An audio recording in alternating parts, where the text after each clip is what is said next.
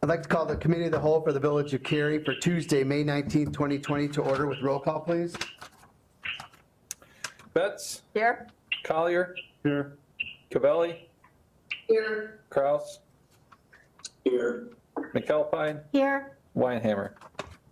Thank you. Would you join me in the Pledge of Allegiance?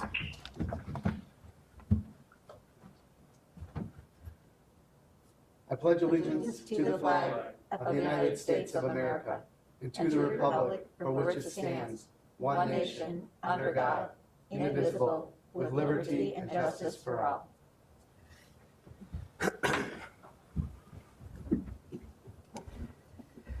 Thank you. Moving to the public comments, there's nobody here to make a public comment, so we will forego public comments at 7:10. Let's get into discussion regarding the new municipal complex. Great, thank you, Mayor. We've got our team here from FGM, our architects, and then also FQC, our construction manager, as a part of the project. Before the village board, and I'll send this out to the members that are not here, we have the construction schedule. So the first page shows the tasks that we have completed to date. If you flip it over to the second page, it shows where we are today. We are moving on from design development and moving into the construction document phase here. And so Josh Zerniak from FGM, along with the FGM team that is joining us through Zoom, will be reviewing the slides here and give you a taste of where we're at and the current update on the project. So Josh, I'll turn it over to your team at FGM. Thank you.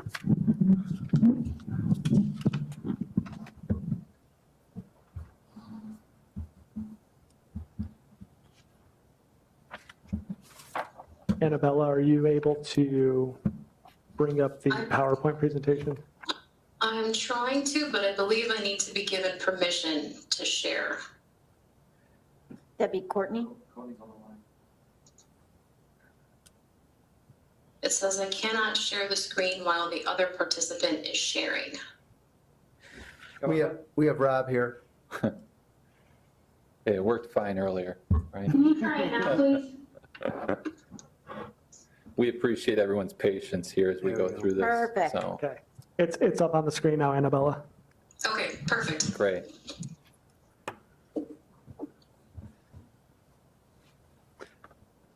Annabella, if you could move to the next slide.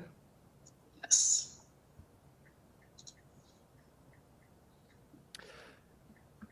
So we wanted to spend just a second providing an update on where things stand with the site plan in terms of what we presented the last time we met for the presentation of schematic design at the beginning of March. And so by and large, the site, the design for the site plan has remained much the same, but there are a few notable changes. The major changes are the drive aisle connection from the staff lot to Industrial Drive on the east side of the site. If you remember back at the beginning of March, we were showing that connection as a future drive. So that now has actually been brought into the base bid of the project. And at that time, the trash enclosure was actually at the end, the very east end of the public parking area. That's now been moved all the way down to the southeast corner of the property.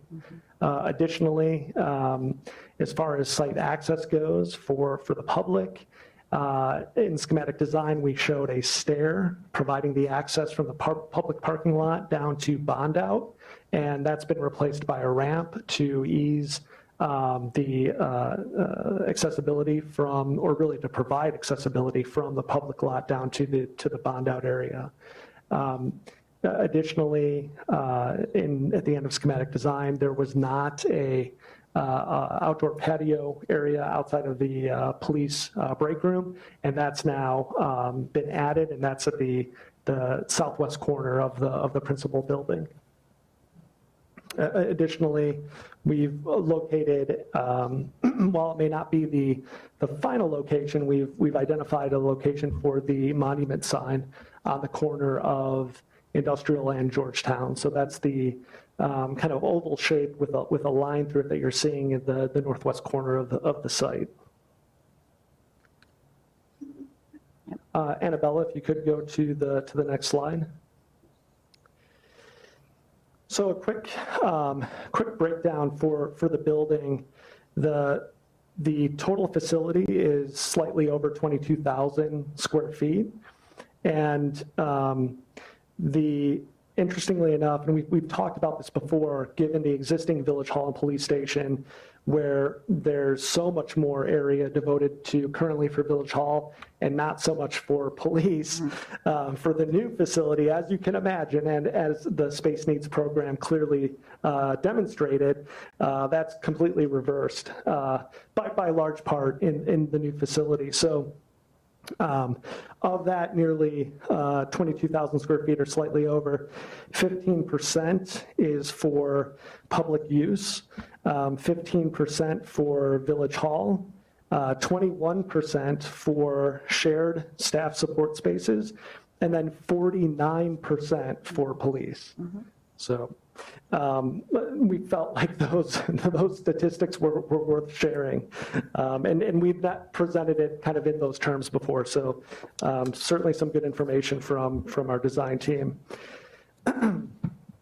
So on the main level that you're seeing now, by and large, this is the floor plan that was presented at schematic design. There's been a number of refinements to that plan, mainly in trying to negotiate things like building systems, specifically HVAC. But by and large, this main level plan is exactly kind of where we were at schematic design. And that's not a bad thing. That's a good thing, that the plan was really a great design. It's easy for us to kind of say that, but it was such that it really did not require much tweaking as we moved further into design development. Annabella, if you could advance to the next slide, please. So one thing we wanted to show here is the flexibility of the board and training room. And what these diagrams are showing is that we're demonstrating how a layout for a board meeting would look. And that's accommodating 80 in the audience, with the side tables for village staff, and then 10 or up to 10 on the dais. And then the other layouts are showing the flexibility for the space if it were used for training, if a training layout facing to the west wall, and then a training layout facing to the south. The room also can certainly be used for other types of training. It could also be used as an emergency operations center. And then also, if the village so chose in the future, for community events. Hopefully we're able to return to having those in the near future. And then the seating too, before we move on to the next slide, within this room, I think we are at approximately 80 with this new room. Correct. So for in a board meeting layout, Jake, that is correct. 80 in the audience, and then and I apologize, I didn't mention the number for the training. These two training layouts that you're seeing, that would accommodate 40, in not counting the dais. Yeah, I think it's just important for the board to know that when we look at our meeting room here, when we've had 50 chairs in this room, it's packed. Jam-packed. It's packed. Yeah. And to be able to put 80 chairs in a room very comfortably, I think that's good for our community. Yep. Additionally, obviously, Chief Finland is very excited about the opportunities that we have here to use this as a training facility too. So. Annabella, if you could, to the next, thank you very much. And so here at the lower level, this is actually where some relatively significant changes were made since we last presented at the beginning of March to conclude schematic design. And these changes were not the result of the original lower level plan being bad, but in terms of the overall project budget, we were looking for efficiencies and a way to reduce cost. And we were able to do that by eliminating the maintenance access that we had to the mechanical and electrical room, which were on the west side of the building, and we moved all of that, all those support spaces onto the east side. Since bond out was already occurring on the east side, it really made sense to try, and we didn't know if it was going to work. Luckily, this worked out well, where we were able to move that over, and as a result, it really created a more efficient layout, which also then reduced some of the site work and concrete cost. So not a bad thing that occurred there. Annabella, next slide, please. So in this part of the presentation, we get to look at some more exciting images. Not that the floor plans are mundane or boring, but certainly photorealistic renderings are certainly more appealing. And so starting off here, we're looking at the north elevation, or the view from Industrial Drive.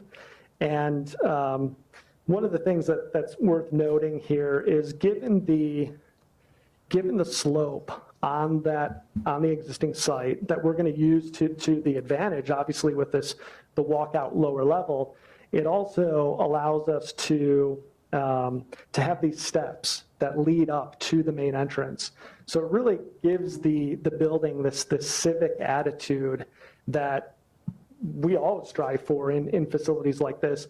The other thing that it does is that those steps provide some level of protection. So there's some level of security with those steps. So you've probably all seen civic facilities that maybe have less of a elevation change from parking to the main entrance.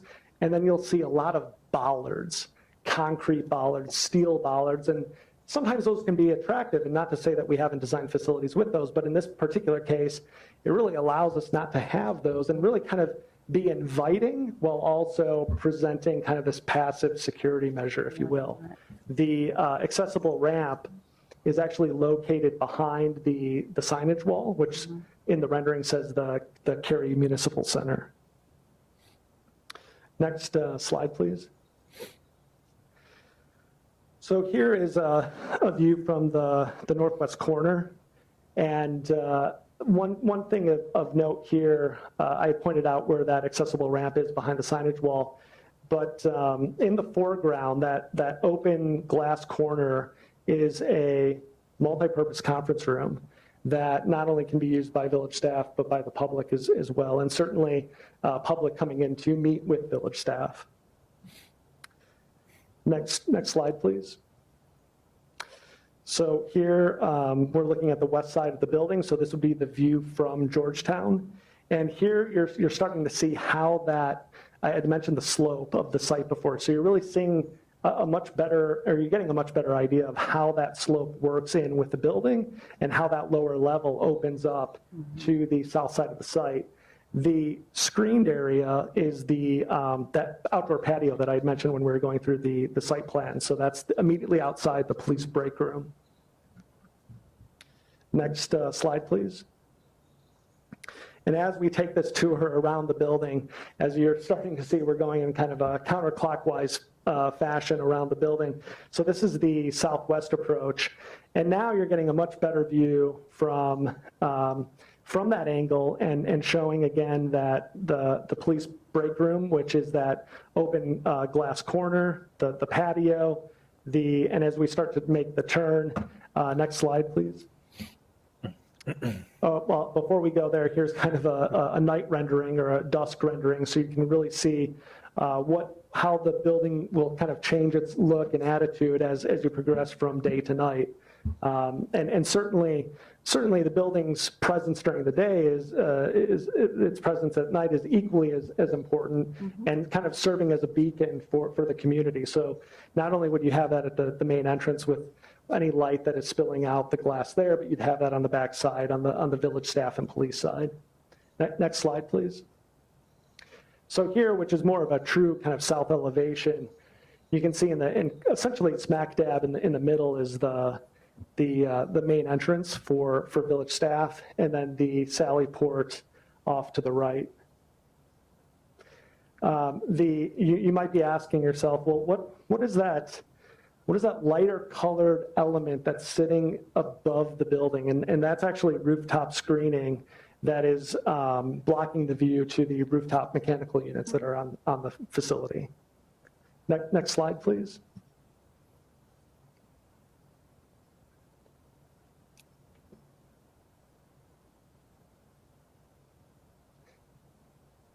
Thank you.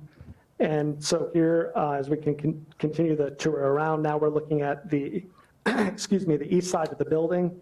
And again, we're seeing the hillside on the opposite end. This is the side that faces the existing pond or detention facility that is to the east of your site.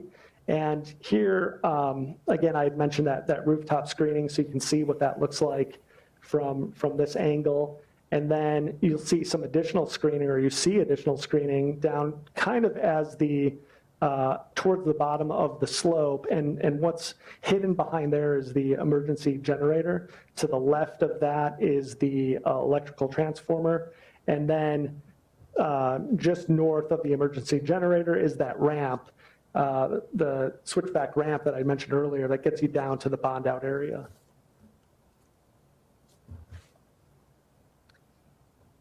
Next slide, please. So now we're gonna head into the interior of the building. And before we do, I just wanted to point out, this is a slide that captures some of the finished materials that we've brought forward, and these are materials that have been reviewed with village staff. The idea on the selection or the recommendation of these finished materials is really one of durability, understanding that this facility is a 24/7, 365 facility, and so the materials really need to hold up to that test. But also considering the idea that this facility needs to be here at least 50 years. And so that there's this consideration, just like the exterior, of timelessness. And so that's something that we really spent a lot of time in considering these materials, so that we're looking at providing a kind of a very clean and modern aesthetic, while also integrating things that honor the history of Cary. And as we move into these next slides, these interior renderings, you'll see how we're trying to accomplish that. And just a reminder for the village board too, these materials are available for viewing upstairs if anyone wants to see these materials or our exterior material samples as well.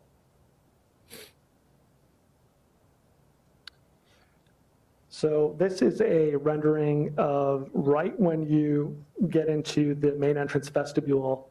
If those double doors were swung open, this is the view down the corridor leading you to the boardroom, obviously the signage in the background there.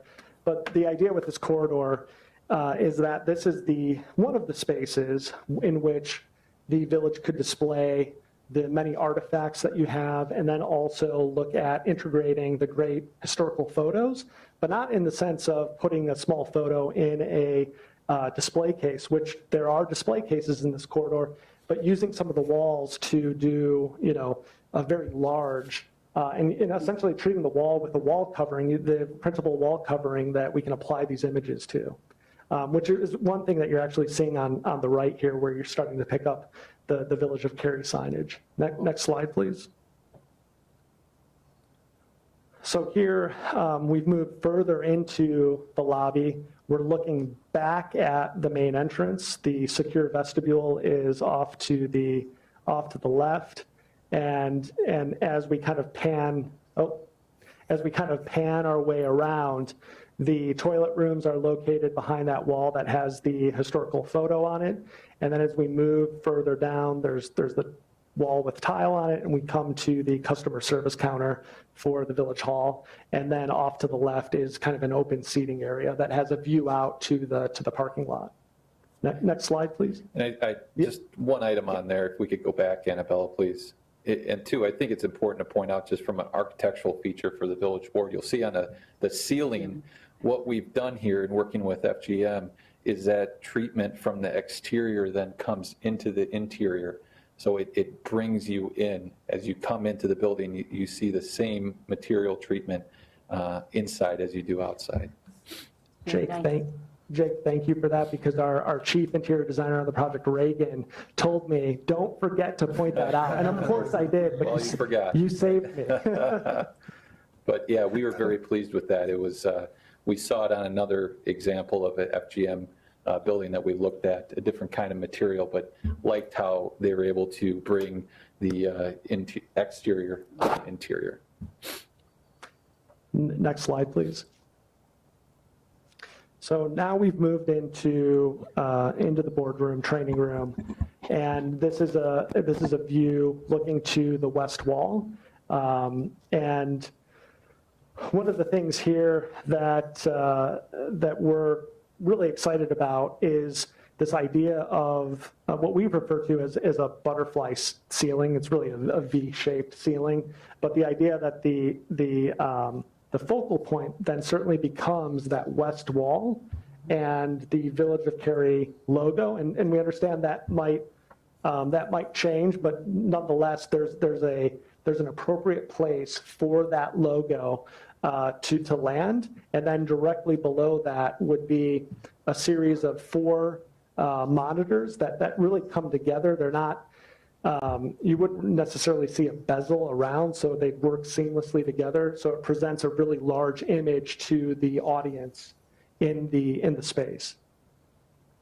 And then quickly, before we move to the next slide, which is another rendering of the space, you can see the clear story windows that stretch from east to west on both the north side of the space and the south side of the space. We are proposing to use frosted glass there because of the proximity to some of the things on the roof, like the rooftop mechanical equipment. To put clear vision glass would not necessarily be a great thing because of what the view is. However, the day lighting that we're bringing into the space is important. Mm-hmm. Next slide, please. So here, we've moved to the other corner along the west, or I apologize, along the east side of the space, looking again west. And so now you can see the clear story on the south side, in addition to another potential spot to land an additional monitor to either augment the audiovisual system for board meetings or potentially for training. So. Mm-hmm. Next slide, please.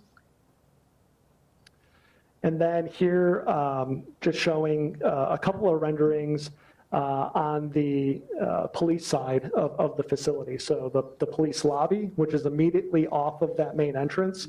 And I guess I should have pointed this out, but now I can go back to it. When you enter into the facility, you'll have the option to head into the Village Hall side or turn left to go into the police lobby. And so what you're seeing here is that, and then the records window behind or in the background. And then police report writing down on the lower level, and then the police corridor down on the lower level as well. And what's worth pointing out here is the wall protection that we're showing, so that the walls stand up to the abuse, as the officers have quite a bit that they're moving around while they have on their person. And so this goes a long way towards making sure that the facility looks good many years into after you've occupied it.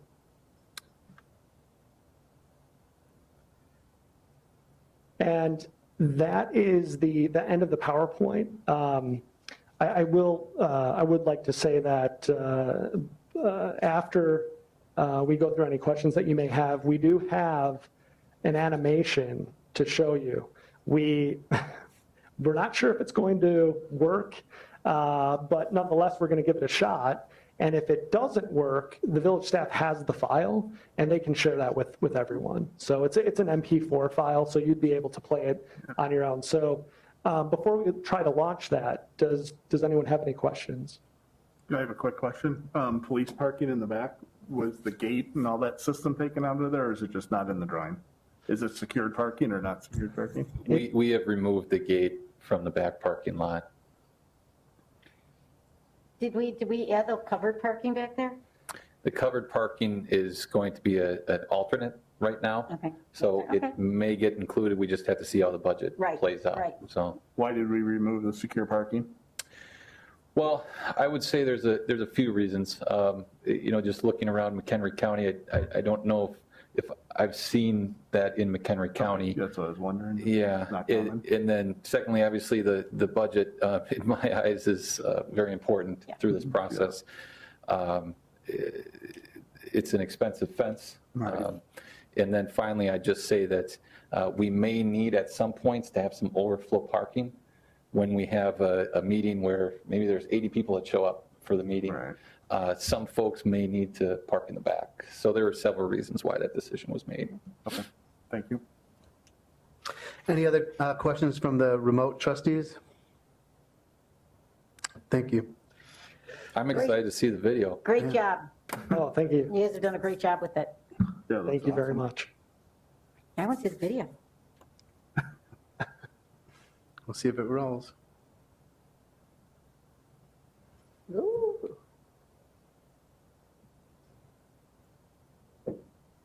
Music. Cool.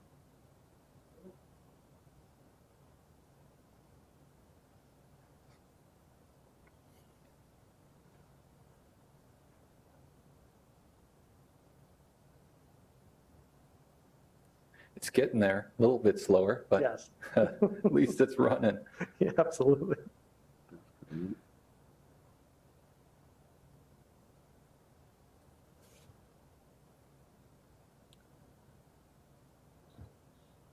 Hey, Josh, Yes, could I do a little voiceover with some of it? sure. Sure. Yeah, I'm just going to point out the frosted glass at the conference room. So there is some privacy there if you have a staff meeting and want to, not have public look in it, like a fishbowl. You have the brochure rack there, layout space for drawings if a contractor came in to, get some drawings ready before permitting. The history wall that Josh mentioned, with the display cases, and then, of course, the flexible boardroom.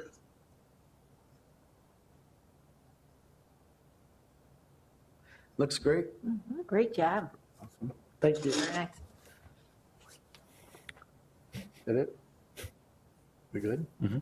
All right. Thank you, gentlemen. Appreciate it. We are Thanks, the staff, for really putting this Yeah. together. final thing I should just say too, I guess, since we have FQC here, our construction manager, we are working behind the scenes just related to the budget. We had a call earlier today with FQC and FGM grinding on the budget. There's the long and short is there's more work that we need to do collectively, the team, village staff, FGM, and FQC.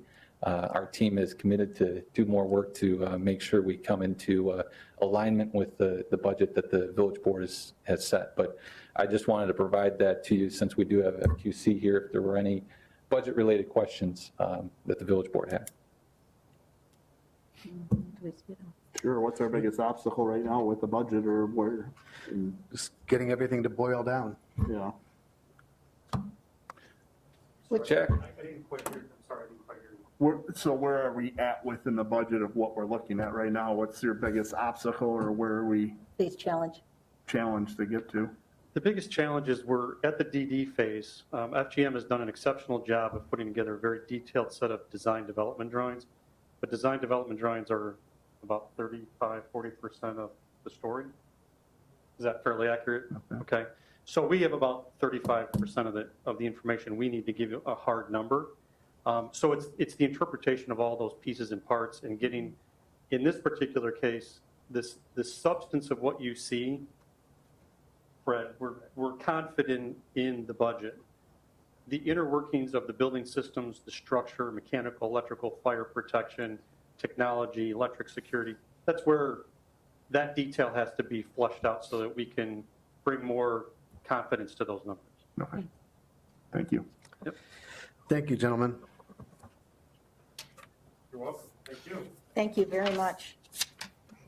All right, moving to a discussion regarding the application for Highway Safety Thank you, guys. Improvement Program grant funding for US 14 and West Main Street. Eric, are you around? Yes, I am, Mayor. I am just working here to see if I can share my screen. Just one sec. Courtney, if you could assist with that. Go ahead and try it now, please.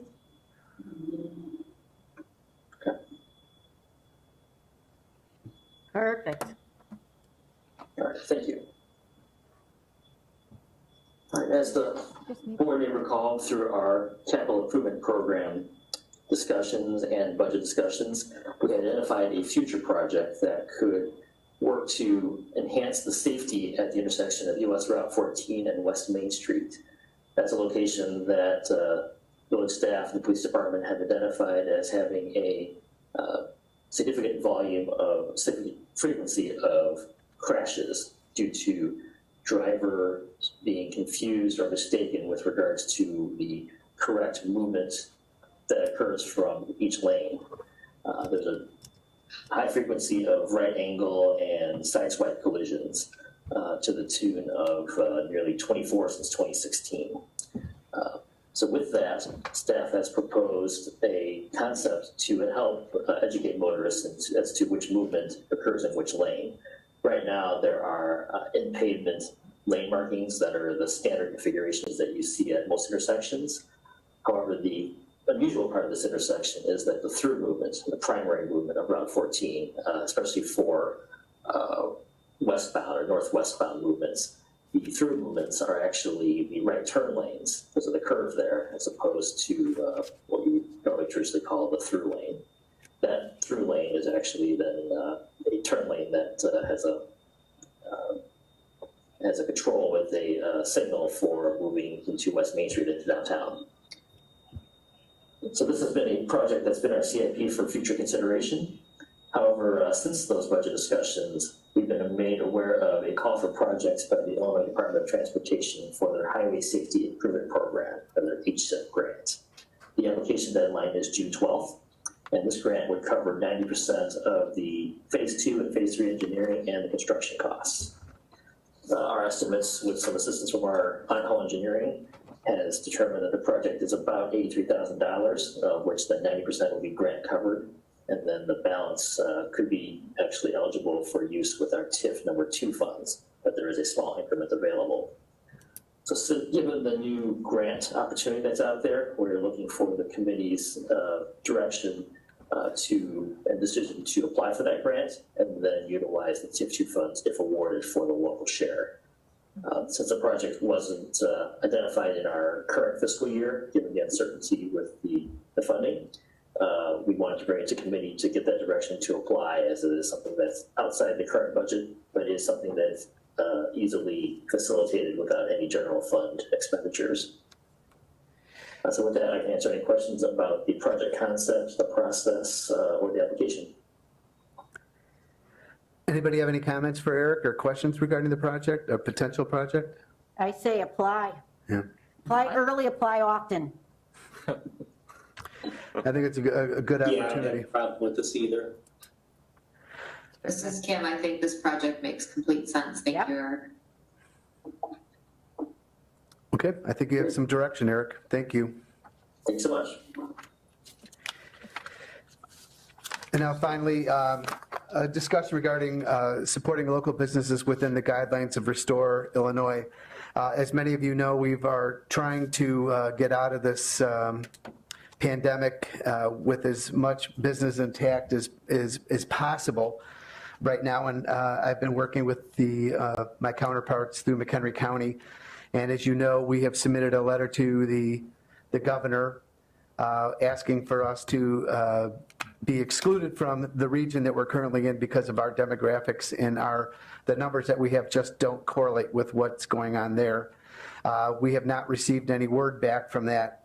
So what we are doing as a county and all the other municipalities within the county, we are going to encourage people to use social distancing, be safe. If you're sick, stay at home, wash your hands, that whole thing. But we're also going to provide seating for people outside in our public areas and the public sidewalks, parkways, to allow people to carry out and eat in the general vicinity, and as well as allowing the liquor license holders to sell prepackaged, original packaged goods for consumption in our public right-of-ways. We already do allow consumption in the public right-of-ways, the right-of-way right now with the inclusion of Cary Main Street Fest. We are just looking for opportunities for people to slowly get back into the new normal, which what it will be, and encourage people to spend some time, gather together and really help our businesses. If, from the way the governor is talking right now, restaurants won't be able to fully open, if they're able to open, until the end of June in his phase 4, and then it would be a limited occupancy. We've also had many discussions with the business owners, especially the restaurants that seem to be the most affected by this. And, you know, what they're proposing is perhaps 50% occupancy. But what we're finding out from our restaurant tours throughout the entire county, we've surveyed them, 50% may not help. They're looking for 65 to 75% occupancy to help them try to break even. You know, we can cross those bridges as we come to them, but with the, in coordination with the rest of the county, we are going to be supplying public benches for people to use, or public picnic tables for people to use that are not related to the business. So we are staying within the governor's guidelines. We've reviewed this with all the municipalities have reviewed this with their independent councils, and we are looking for this opportunity for our businesses to kind of slowly come out of this and see, you know, we've got the summer months coming up ahead of us and the weather is getting better, to give them an opportunity to provide additional service to the regular patrons. In addition to their carry out, they'll be able to serve their packaged goods, which they're allowed to do right now anyway, but we're going to allow the consumption of alcohol in the public right away. So I'd love to hear anybody else's input, or if you've heard from other businesses that, you know, what they think that we're doing. We have a lot of moving parts behind the scenes, getting things coordinated. We're, you know, as McHenry County, we're known is for coordinating together and being acting in a collaborative manner, so that we benefit each individual municipalities as well as the county as a whole. So we continue to be united on that front, and we look forward to the day where we can all meet again here at this this building and out in public and enjoy the fruits of our labors with getting businesses to come into the village of Cary.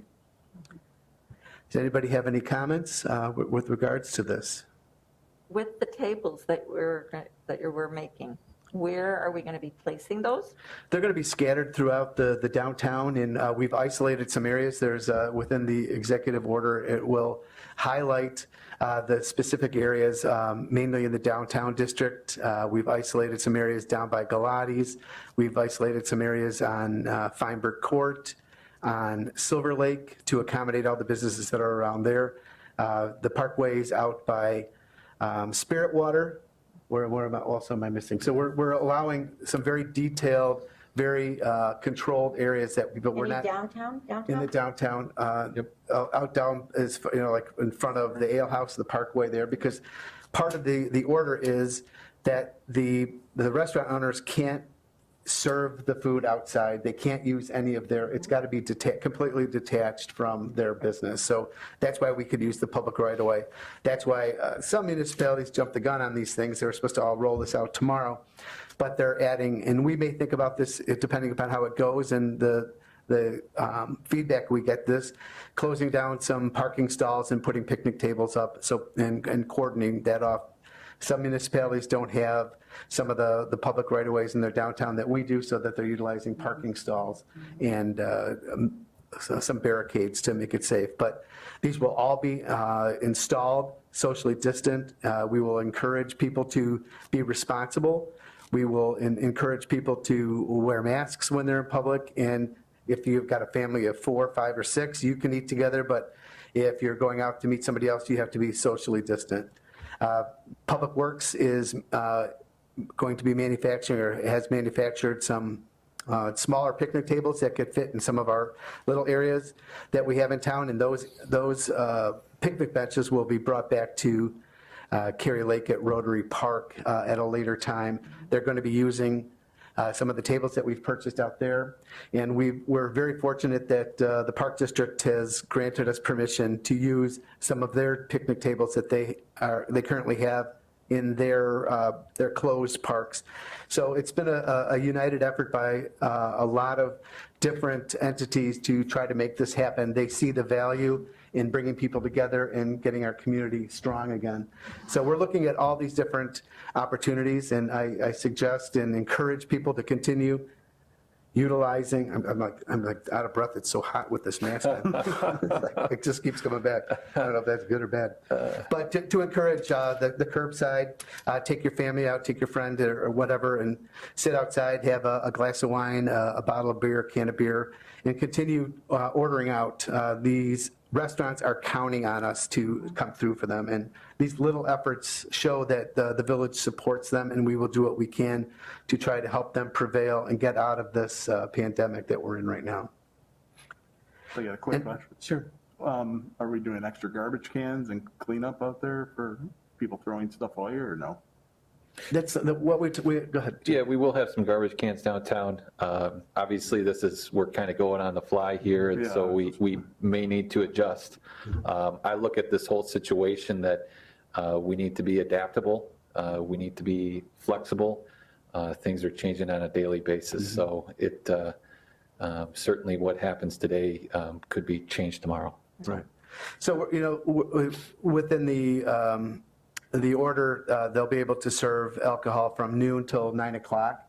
And as we move forward, if it becomes popular and people are, it's well received by the public and everybody is orderly according to the chief, we could look at expanding some of these things. But we just want to try this out and see how it is, and encourage people just to be responsible. And, we're not going to be, coming down with any type of a gauntlet or anything, but we want people to start slowly getting back and be safe about it. That's, of course, we're always looking at public safety and the health, but there comes a time where people have to start slowly acclimating and talking with the restaurateurs.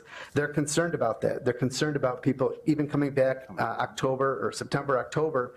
Will people have the confidence to come back? And they love the idea of just getting people to slowly come back. So I think in McHenry County here, we're really kind of, I don't think that we're the only ones doing this now. From what we're seeing on the news, other people are following our lead. So these are good opportunities for us, in our opinion. Does anybody have any questions regarding this or comments? I have some comments. I just want to say that I'm thrilled to see that we're being proactive and we're trying to come up with things to help our village, because we are going to come out of this and we need to be as whole as we can be when we really come out of it. So I think doing this for our restaurants and for our residents, I think it will be well received. And I also respect that there will be some people that are 100% not comfortable with it, and that's okay. That's no one's, trying to force anything down to anyone. It's just trying to say, how do we adapt? So I appreciate your leadership in this, and I appreciate that the Park District, that we're working together with them, and everyone's got a common goal here. So I'm very, very pleased with this. Okay. No other questions or comments? I have something. So are we following kind of like something that McHenry did with this being an executive order, or is this a code change? No, it's an executive order, so it goes to the end of the month. Whoever said that, I didn't even hear you. It's an executive order, so it'll expire at the end of the month. Okay. And then, so with these changes, for the different phases, is this something that'll be changed for phase 4? Or is this just something for phase 3? Well, Because they can't open? yeah, we're gonna, because it's still pretty fluid. In some of the conversation or the conference calls we've had with the governor, it's becoming more and more fluid as he looks at different things. So I think that, we have to look at this, at like a 14-day to 21-day occurrence and make changes as necessary. I don't look to change any codes or any of the ordinances, maybe extending executive orders to accommodate this through this time with the board's approval. But we have to monitor these things, and we're only looking to start this and get us through the end of next week and see if it works. If it works and if people are responsive, then that's something that we'll discuss again. Okay. I'm supportive of it. I just wanted to get some clarification. Thank you. Okay, and no other questions? I will entertain a motion to adjourn. So So, moved. second. All in favor? Aye. Opposed? There are no opposed. Thank you. Thank you very much.